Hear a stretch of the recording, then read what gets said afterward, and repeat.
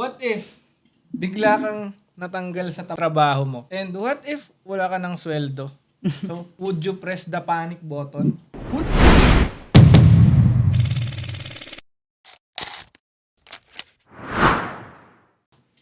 Okay, so welcome sa ating episode 2 ng The Gig Podcast. So, what if bigla kang natanggal sa trabaho mo? And what if wala ka ng sweldo? So, would you press the panic button? Oo naman. Ba't hindi? Lalo na kung ang tatakaw ng mga anak mo. Sino ba naman di magpapanik nun, Brad? Oh, so that's exactly how we started this podcast, The Gig Podcast. So, ayun, welcome. So, here is Andre nga pala of Dre Creatives. And we have here... Coach H. Wow, tinanggap talaga. Tensyo. Yan. So, we also have here our food of the day Oo. is chicken wings from Chicken Hooray. Oo. Ito yung mga kinakain namin kapag mga finger food. Yeah, pag nagtratrabaho, Yes, ganun ka ba? Mangima ka ba pag kumakain? mani, Ah. tapos yan, favorite ko kasi chicken. So, yeah, also have here Boy Bawang, Kutkutin, Sana baka naman, boy bawang. and ano ba to? Pastillas. Pastillas, yan. Sa mga, ako kasi hindi ako mahilig sa matamis. So, Ah. any food trivia about pastillas? OMG! Actually, ito isa sa mga best pastillas na natikman namin. Ang trivia dyan, saan siya nabili? Oo. Ito nga, actually, Yun yung na, trivia dito. Alam mo ba na meron kaming free ticket papasok ng Antipolo kahit sarado yung Di ba usually sa Antipolo simbahan, pag Sunday, sarado, hindi ka pwedeng pumasok. Meron kaming way para dumaan. Galawang. Share the hacks. Illegal. Ay, yun doon napapasok yung galawang illegal na yan. Ano to, talagang, the best. Si Kuya Kaloy ng, may pwesto kasi siya ng kasoy. Na kapag sinabi mong, bibili ako ng kasoy kay Kuya Kaloy, papapasukin ka. Hak yun. Kahit sarado yung daan, bubuksan para sa'yo. Si Kuya Kaloy lang Pero naman bumibili pala. naman talaga kami. Oo. Hindi Fairness para naman. makadaan lang. Bumibili talaga kami. Oo. Hindi kasi may shortcut doon papunta dito sa bahay. Pero legal talaga, as in literal, bumibili talaga kami. O, yun na nga. Sige. So, going back. So, Tingin ako. Anong gusto mo? Ay, yung pastillas. Ay, Ayan. ayan. so questions for you guys. So, Papastillas din ako. if bigla kang tanggalin sa trabaho, Aray? ano ang gagawin mo at the first place? Ay! Magwo-walling muna. Kailangan yun. Bakit niyo ako Kailangan yun, kailangan. It's a must. It's a must daw mag-walling. So, and Ikaw ba, Dre? Nag-corporate ka ba ever? I've never been to the corporate world kasi talaga eh. So kwentong pala to? Kwentong malala ang mga eksena natin ngayon.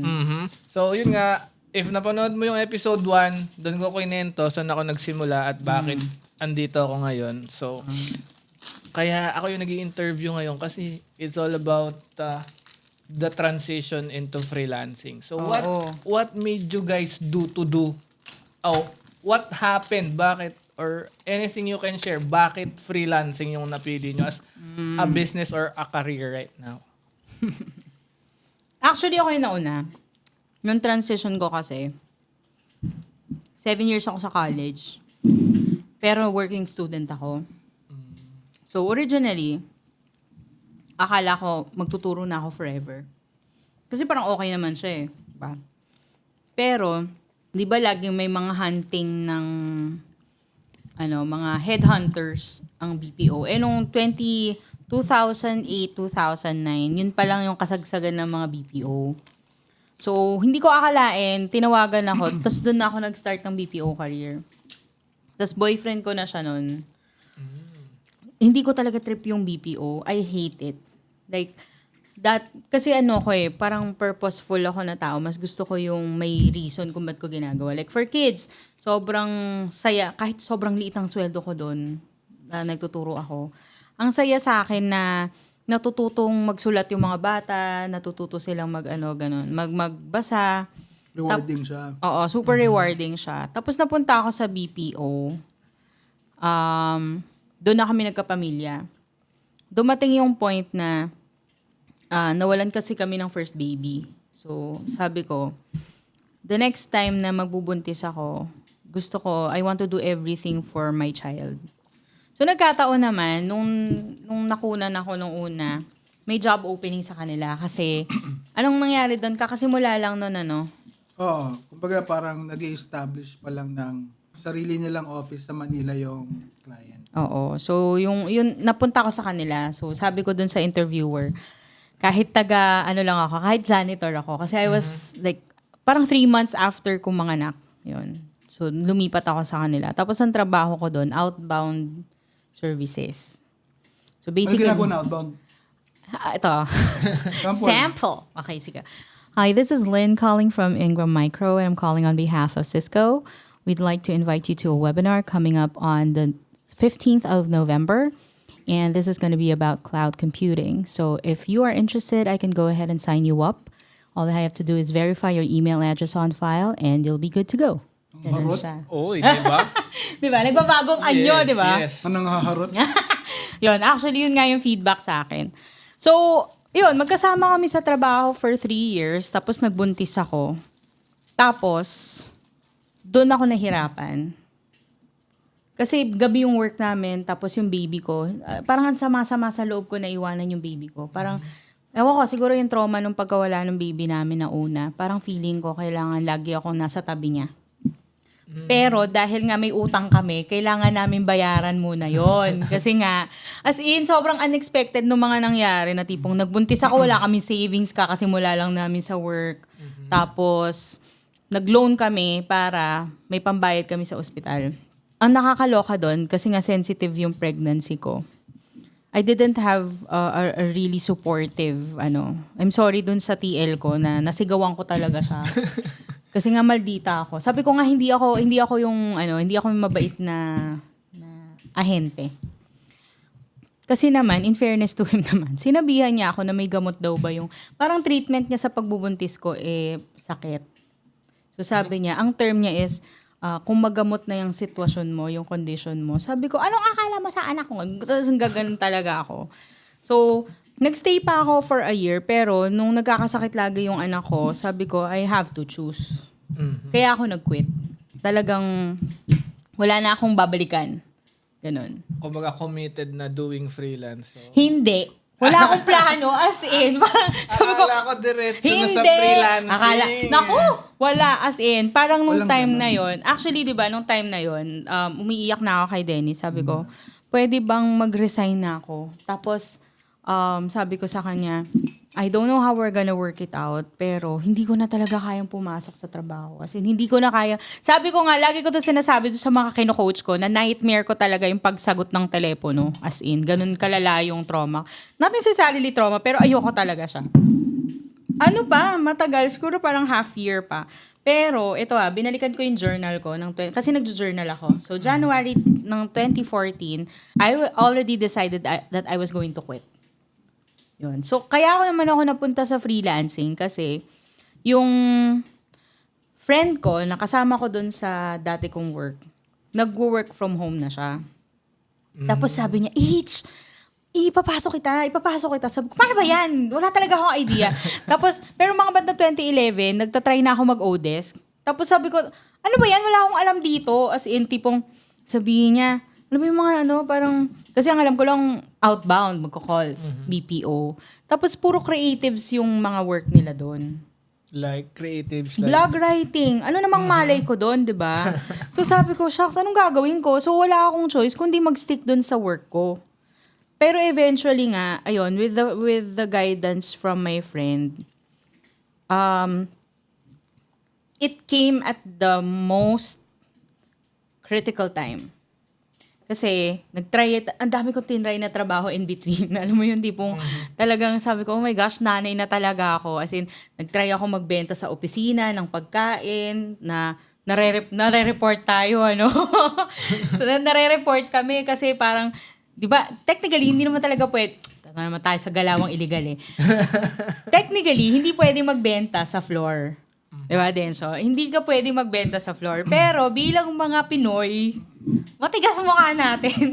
Parang ginagawa mo nun? Ang diskarte namin doon, bago ako umuwi, kumukuha na ako ng orders. Okay. So, alam ko na hindi naman siya talaga legal. Pero kasi small ano lang eh. Kumbaga parang wala lang. Sideline lang, side gig. Hindi ginagawa naman ng ibang natural lang yun eh. Huwag ka lang pa. Kasi nagiging illegal lang siya pag nahuli ka. Yun na nga yung point. Pag So, may kapag nagsumbong. Pag nahuli ka, illegal yun. Oo. So, ginagawa ko, kuha ko, email ko sila. Oy, tropa guys, ito yung lulutuin namin. Baka gusto nyo. Oo. Alam mo yun, simpleng ano lang. Pero dinadaan ko sa mga picture na puro masasarap. So parang dati pala marketer na tayo. May na-market na pala yun, no? Gumagawa ka na. Hindi ka na aware. Tapos yun. Siyempre, kami naman over-delivery. Kapag the next day, may order na ako, bibigay ko na lang sa kanila. May ano yun, may delivery pa. May delivery charge pa yun. Iikot ako ng floor. Oo. Iikot ako basta lunch ko, 1 oras, di ba? Ah. Yun, iikot ako. Ibigay ako ng food. Tapos, pag uwi, surrender kay Mrs. Pag binigay ko sa kanya, may another set ng order kung magluluto siya. So parang every other day ko ginagawa. Tapos kumikita ako ng 750 a day nun. Parang talo Sipin pa mo. yung daily rate doon Oo, nung araw, di ba? Ito yung mga tinda ko. So nasa Facebook siya. Isang ganito, 60 pesos yun. Kunwari, palabok yan. Oo. Pero may isang buong itlog yun na dedicated lang sa'yo. Kasi yung mga palabok ngayon minsan kalahati Konti-konti lang, lang. 1/4 lang yung Oo. itlog. Ganito lang, ganito. Tapos yung spaghetti ko, may mga 3 hanggang 4 na meatballs na kasama. Tapos meron akong sandwich na... So, over-delivery talaga Oo, siya. as in, sobrang sulit na niya. Isipin mo yung time na yun nasa McKinley yung office namin. Literal na pwede kang humiga sa kalsada kasi walang tao. Yun pa yung level nun. So yun, na-report kami. Na-report kami, tapos tumigil. Tapos bumalik ako magturo. Hindi rin siya hindi rin siya parang naging fruitful. Tapos yun nga, nagkataon na yung nanay niya na-diagnose ng Big C. Yan. Tapos I was already thinking about babalik na ba ako ng corporate? Ganyan. Pero nataon naman na yung friend ko na yun, sabi niya, uy, may opening na sa amin. So mag-apply ka na. Nagkataon, 1 buwan kaming walang internet. Di ba? As in, wala kami internet. Dati, ito my gosh, ang Mbps pa nun, 1 to 2 Mbps, mabilis na yon. Masaya ka na, no? Masaya ka na nun. 512 lang labanan, no? Oo. Tapos, edi sabi sa akin, sige let's schedule an interview. Di sakto naman na interview ko. Alam ko parang 9 p.m. dito. So nag-makeup ako. Syempre, 'di ba kapag interview, ang alam ko dati kailangan maayos ka, ganyan. Naka-corporate ka sa likod ng Oo, as webcam. in, ako, nag-full makeup ako, foundation and all, tapos nakatap ako ng meron akong lucky top na parang nakalimutan ko yung tawag doon, parang Blazer? hindi blazer pero parang man shirt, ganun. Parang boyfriend shirt. Yun, na iba-iba kulay. Tapos, pag harap ko dun sa naging interview sa akin, shits, ang pogi niya talaga. As in, akala ko kaharap ko si Jesus Christ. Kinilig ako dun sa part na yun, Densyo. Tapos, in-interview niya ako, tapos sabi niya, parang, super konti lang. As in, parang wala pang 15 minutes yung Nagkataon naman na, ayun, natanggap ako. Tapos doon na nagsimula yung journey ko ng working from home. Ayun, so siyempre si Coach Dennis, Coach Densyo, BPO din to. Baka may pasample din to. So, what made you push to do freelancing? Kailangan ba natin pag-usapan talaga yan? Yung mga pait ng nakaraan. Masaya na tayo ngayon eh. Wiki lang. So, Rinili pa natin. baka, Sige nga, intro. Tech support. baka umabot pa tayo sa pagre-relapse. Relapse talaga to. Sample? Ako nag-sample eh. Sample ko nun. Coach. Ano ba sample ko nun? So, 10 years ako nag-call center. Tech support. Tapos may time na sobrang taas sa energy. Pag masarap tulog. May time na sobrang baba. Tech support. This is Dennis. Can I get your name? Reference number? Ganun lang. Pero pag mataas energy, Pag nakapagkape ka ng yung maganda-ganda. mga Gloria Jeans. Sige, pakinggan natin yan. Yung high energy. Caffeinated. Kakapasok ko lang, check support, then sir, can I get you my Ganon siya. Nakaka-pogi, di ba? Kaya binibila ng kape sa Gloria. May Jeans. nakakatawa doon. Sigit ko lang, may nakakatawa na story doon. Meron ako nakausap, ang last name niya, kapangalan, last name ng isang sikat na singer. Ako naman, tinanong ko, out of curiosity, buti na lang hindi naka-record yun. Tinakaya. Tinanong mo kung kapatid niya ba? Doon sabi ko, so, are you related to Toot? Tatawa-tawa ako, ha? Tapos sabi niya, yeah. Ako hindi makasagot. Sabi, really? Gaya. Tapos ako'y nawala na sabi, parang na-starstruck ako. Pero hindi naman siya yun. Well, pinsan niya pala. Tapos instead na matanong ko siya tungkol sa trabaho, ano na pinagtatanong ko? Tapos sabi nung katabi ko, uy, nandiyan na si ito. Siyempre, mayayari ka na naman. So, yun lang, fun fact lang, na I got the chance to talk to one of the closest. Pero ang tanong, totoo kaya yun? Siguro, seryoso siya eh. Talaga. Bagay, taga-Texas Bagay. din siya. So, next question ko. So, Hindi ko sinagot tanong mo, no? hindi, ang hinihingi ko lang yung sample nga. Yun lang yung gusto ko marinig dito, yung sample. Yun lang yun. O, tapos na po yung podcast, charot. Patunay lang yun. Galing talaga sa BPO. Yeah, because we work in a call center, you know. 10 years, 10 years. Ako, kaya ganito ako magsalita, hindi ko naranasan yung mga yan. Oh, maswerte ka na, wala kang naging boss. Oh, dati meron. Kasi I work as a freelancer na nag-a-apply. Yung freelancing na Pero never ka talagang corporate na papasok ka, magbabiyahe ka ng opisina, Ay, gano'n. hindi, never. Ah, Ang dami wala. akong pinasok. Hindi mo naman pinangarap. Hindi nga eh. Oh, yun na Kasi nga ano pa lang ako, high school, nagbabuy and sell ako ng mga kung ano-ano. Oh. Nasa business Pero na legal talaga. naman. Hindi lang nakaregister sa BIR. Illegal pa rin. May money involved. Wag kang- pero, wag kang ano. Sorry. Legal Akala pa rin, ko illegal. nagmamalinis lang pala ako. Okay lang yan. Yung iba nga, di ba? Pinasok ko dati, buy and sell, sapatos, motor, sasakyan. Pero kasi hindi mo naman mariregister as, kunwari, one time ka lang nagbenta, paano may re-register yun, di ba? Anyway, yun na nga. Pero yun, anyway, my next question for you guys is, ano yung una nyong gig nung kayo ay pumasok na ng freelancing? Ako kasi talaga yung nauna. So, 3 years in the making bago nag-join sa akin si Dennis. Nakakatawa kasi ang dali ng, ang dali talaga ng work ko for 3 years. Hindi ako nag-a-apply. As in, kahit sinabihan ako ng client ko na weakest link ako kasi meron kaming shipment na hindi ko to kino-consider na first job ko kasi customer service siya. Hindi siya super creative. So I just wanna say na yung definition ko kasi ng freelancing, yung tipong ikaw na yung nagsiset ng gig, ikaw na yung nakikipag-usap, ganun. Hindi na ikaw yung binibigyan ng ano. Kasi parang nung time na yun, I was a customer service VA. Ganun yung parang channel nun. But when my client, shout out to Joe, yan, hello.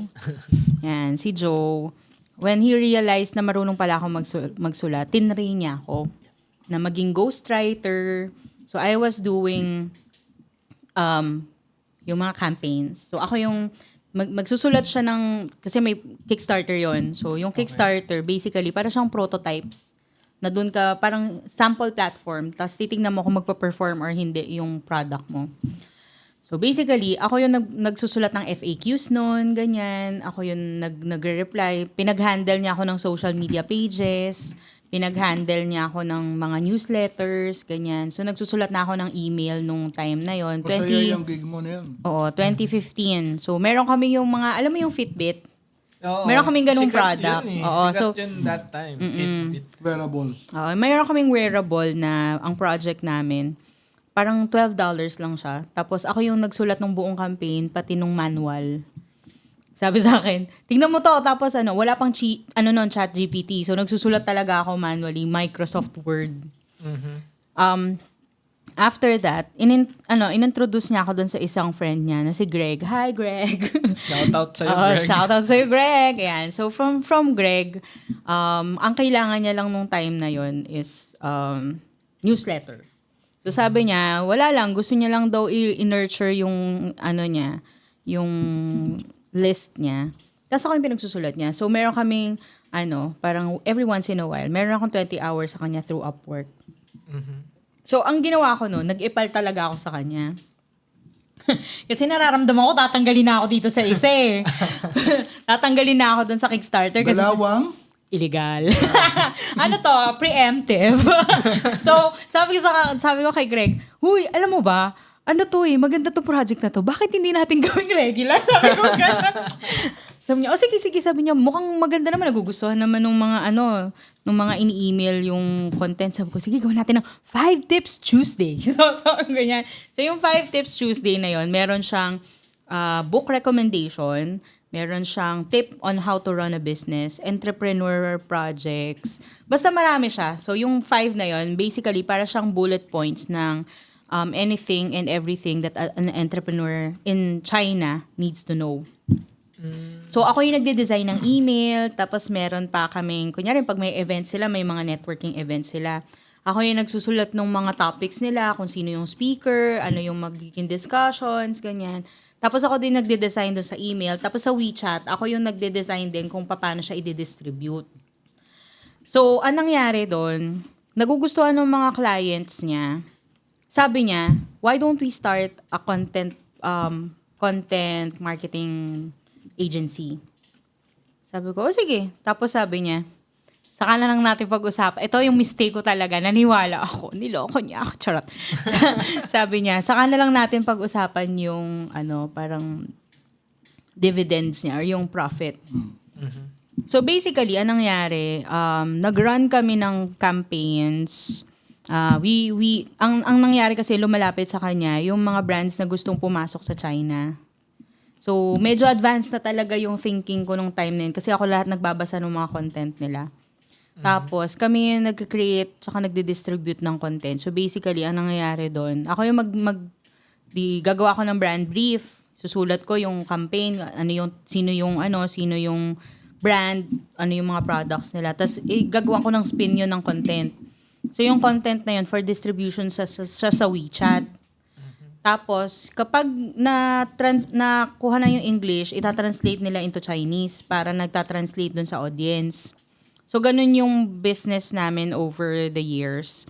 And because of that, nag-grow din yung team ko. So, nag-hire, kasi hindi ko na kaya eh. Isipin mo, parang 12 campaigns ako ng isang buwan. So, hindi ko naman talaga kaya lahat. Bukod pa doon, meron ako nirarun na website na yun yung pinaka-website ng company. Tapos, isang naging win namin, natalo namin yung entrepreneur.com. Oh. Wow.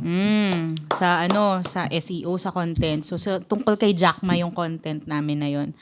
So, dun talaga ako nahasa ng kung paano yung content ecosystem. Tapos nagtatrain ako ng mga tao, may mga hinire na ako mga writers, meron akong tinuruan na web developer na kung paano mag-manage ng blogs and ganun. So, yun yung talagang pinaka-first gig ko na kumikita ako ng maganda since 6 figures na ako around 2017, 2018. Kaya ang lakas ng loob kong ipag-resign siya. Kaya naman pala. Oo, sabi ko sa kanya, mag-resign ka May na. problema ako. Hinahanapan ko siya ng buto. Boneless pala to. Oo nga. Hinihimay ko eh. Galing saan tong chicken na to? Chicken hooray ata? Hooray chicken. Hooray chicken. Oo. Dito Anong lang. flavor yan? Hindi ko alam, basta ko... So, order ka. in-order Parang sa feeling ko Grab. cheese saka tong ano ba to? Ano ata yan? Parang may Drunken nori. chicken tsaka spicy something. Cheesy spicy. May isa pa akong problema. Ano? Yung mga mapapait na nangyari sa buhay ko, nalilimutan ko. Kasi? Kasi sobrang sarap. Hindi. Wala ka no. Hindi ko makwento eh. Bakit? Kunyari, yung kiniisip ko kanina pa, di ba? Malamang sa akin pupunta yung tanong eh. Ah, So, paano ka nag-start? Inisip ko yung unang gig ko. mapait. Hindi ko maalala. Siguro doon sobrang pangit ng nangyari. Hindi alam ko na kung ano yung unang gig. Ay, oo, meron kang 1-star review sa Upwork. Di ba? Sobrang bad trip niya. Nalimutan ng kalahati ng isip ko. Ngayon pinaalala mo, nalungkot na naman ako. Hindi, yun nga eh. Sige. So, di ba, pinag-resign ko na siya. 2018 to. Talagang kailangan relive the memory. Oo. Ano yun? Meron nag-approach sa Upwork. Ang usapan ano ba ginagawa ko nun? SEO. OSEO in-offer ko nun eh. Oo. Ang in-offer niya, parang data scraping something. Tapos, kaya ko naman siyang gawin. Lalo kung ibibigay mo sa akin how to do it. Kasi nga, putya, fresh ako eh. Kumbaga, zero knowledge ka pa ako nun. sa, ano ba, kung may mas mababa sa zero, doon ako eh. Diba? So, talagang starting out. Eh, hindi niya ako binigyan ng information. Basta sabi niya lang, bigyan kita ng link, scrape mo. Hindi ko rin alam ano kailangan ko i-scrape. Parang, ang lawak nun eh. Hindi ko alam kung paano support kailangan gawin. Tapos nag-start na siya ng nag-start na siya ng billing. Siyempre, Upwork, di ba? Ako naman. Tinatry kong gawin. Tapos hindi siya nakikipag-communicate na maayos. Nagkabadtripan kami. Tinira ako ng 1 star sa Upwork. Sipa ako na sipa dun sa... Ang hirap pa naman magpa-approve ng account dati doon. Oo. Yun, Sa akin so maganda yung talagang ano ko.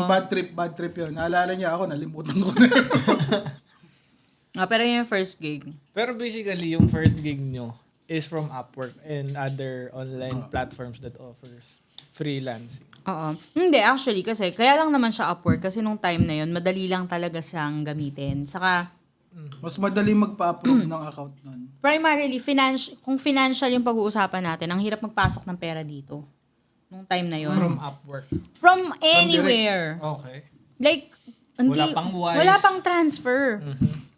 Yung ang pagbubukas pa lang ng bangko eh. Alam mo Isang yun? araw ka sa bangko. Oo. Pipirmahan mo lahat no. My gosh, tinanong ako, sabi niya sa this I think was 2016, 2017. Sabi sa akin, ba't po kayo mag-open ng account? Sabi ko, remittance. Galing po saan? Sabi ko, freelancer ako. Ano yun? As in, hindi talaga nila maintindihan. As in, there were no... Ang pinaka, ang pinaka-effective lang was PayPal to Union Bank. Yun yung time na yun. Naalala ko tuloy, oh my gosh, nare-refresh ako. So, yun lang talaga. Parang, Union Bank yung pinaka-friendly sa lahat nung time na yun. But eventually, nagkaroon na ng Payoneer, nagkaroon na ng Wise, nagkaroon na ng mga iba-ibang platform. Ayun, thanks for sharing your first gig as a freelancer. So, ako din naman, mag-share din ako na first gig ko talaga. Ayun, video editing. Pero not the radical way yung kung paano yung trims and cuts lang. Kasi documentary yung ini-edit ko dati. Mga parang kapuso mo, Jessica. So, it's all about the story of... International yan. Yes. It's in Palm Springs, California. Nice. Parang dinodocument nila kung what's in Palm Springs. Ano bang magagawa mo dito sa Palm Springs. Ganon. So, yun yung mga ini-edit ko dati. Yung first gig ko, I was earning $400 per month. That was way back 2018. I know mababa, pero I came from zero knowledge. Thanks to CapCut nga ngayon. Mas mas madali na. Dati yung required Premiere Pro. Oo. And After Effects. Kaya ako umalis dun eh. Pero Mahal ngayon, ang mahal. So, complicated sa totoo. Yeah, complicated. Pero kung aaralin mo, maganda talaga yung outputs. So my last question is, would you regret na nagpunta ka sa freelancing ngayon? Nasa freelancing business na ngayon. Ikaw din, Sho. From the past. May Meron mga ka bang- regrets ba? Actually, wala akong regret. Wala rin akong gustong baguhin.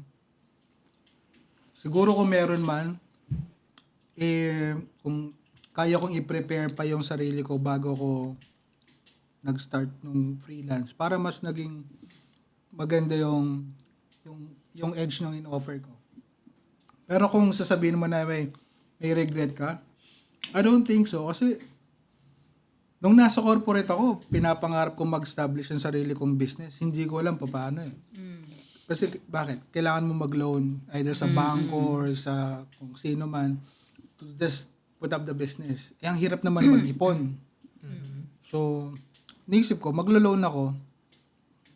Kailangan kong bayaran yun. Pag hindi kumita yung tinayo ko, lugi ka na, baon ka pa sa utang. So, that's the cycle. Hanggang lumipas yung 1 taon, hindi ka nakagalaw.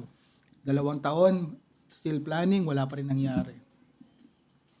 Pero knowing what I know now, na marami palang way to start any business, Basta alam mo kung paano mo siya simulan. Mhm. Na kung hindi ako nag-jump into freelancing or doing what I do now, hindi ko malalaman yun. Hindi siya pwedeng textbook knowledge, wala. Walang ganun. Kasi typically, pag Pinoy or Filipino, pag sinabing business, akala nila Pera produkto. Oo. May produkto yung binebenta. And pera agad. Pag nagnegosyo, yayaman ka. Magnegosyo ka na lang, yayaman ka. That's the biggest scam. Oo. Tunog pa lang, illegal na eh. Kasi kahit may pera at hindi mo naman alam paano mo i-market, kung ano man binibenta mo, kung produkto ba, or service ba to, or ano man yung binibenta mo, wala ka talagang mararating. Totoo yan. Kasi sino ba namang maniniwala kung ang binibenta mo mismo hindi mo alam? Yeah. Yes. Ikaw, nagsisi ka ba? Iniisip ko siya habang sinasagot mo. And siguro ang biggest regret ko is I shouldn't have doubted myself. Yun. Para kasing ang laking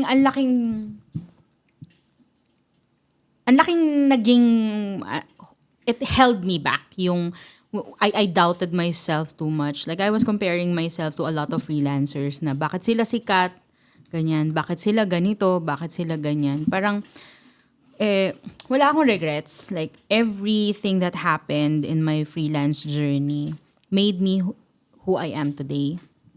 And I felt like, kung titignan ko din naman, kung i-analyze ko siya, the people that mattered to me validated me. So, wala talaga akong problema. But, I just wish I had the courage to tell myself na, hindi kaya mo naman eh. Like, you've done this before. I just wish na hindi ko, like ako, kaya laging yun yung sinasabi ko sa mga kausap ko na kino-coach ko, na the first thing that you need to do is believe that you can. Kasi kapag nandun na yung paniniwala mo na dahil ginusto mo to, pinasok mo to, gagawin mo lahat para matupad yung kailangan mong gawin or magawa mo yung kailangan mong gawin. Magagawa mo siya eh. Napaka-generic na advice, pero if only someone told me that when I was starting out na ito na yung mga nagawa mo eh. 'Di ba? So bakit mo pa iisipin na hindi mo kaya tong bigger scale? 'Yon. Pero I would say that freelancing or whatever I do right now, like this one, content creation, I feel fulfilled. I feel like I have a purpose. I feel like I am helping other people with starting their own thing. And that's more, kasi di ba sabi ko nga kanina, I'm really more into purpose. Yes. Like, it doesn't matter sa akin kung babayaran mo ko o hindi. Ang gusto kong mangyari is, I'm doing this because I want to do it. Yun. So, wala akong regrets in the sense na it's helped me become the person I am. And I wish also the same for others. Yun. Yes, ako din naman ganun. So, kung may babaguhin ako dati, dapat pala matagal na akong naniwala kay Chief. Oo. Kasi I'm doing Kahit it, tunog scam. yeah, I'm doing it the wrong way pala. Oo. Na ako yung humahabol, ganito, ganyan. Pero sometimes, yeah, communication is key din talaga from what Coach Den na naranasan sa Upwork. Yeah. Communication between the freelancer and the client talaga yung yun yung nagmamatter eh. Kasi Yung mga bangungot sa bokabularyo yeah. ni Densyo. Minsan, pag natutulog ako, binabangungot ako. Iniisip ko kung isa sa mga experiences ba yun o napanood ko. Grabe talaga yun. Alam mo, pag naalala ko, oh my gosh, paano natin ma-recover? Kaya hindi na rin siya nag-platform ever. mhm. Lahat ng mga naging clients na direct na lahat. Bad trip eh. Yes, ako din meron like international. Kaso tali ka sa oras yung creativity mo na Kaya kahit premium client minsan kailangan din bitawan. Kasi hindi naman kayo nagwo-work ng maayos, di ba? So, ayun this is ulit. So, ayun, tapos na ang ating gig for today. So, ang susunod naman nating kwentuhan ay ulit. Sige. 3, 2, 1. Ayun, so tapos na ang gig natin for today. So ikaw, kung tatanungin kita, kung matatanggal ka sa trabaho, ano ang yung next move? Mag-freelancing ka ba? Magninegosyo ka ba? Nasa sayo yan. Pero kung nakikinig Gagawa ka na sa illegal. amin, Alam mo, mag-i-illegal ka na. oo. Joke lang.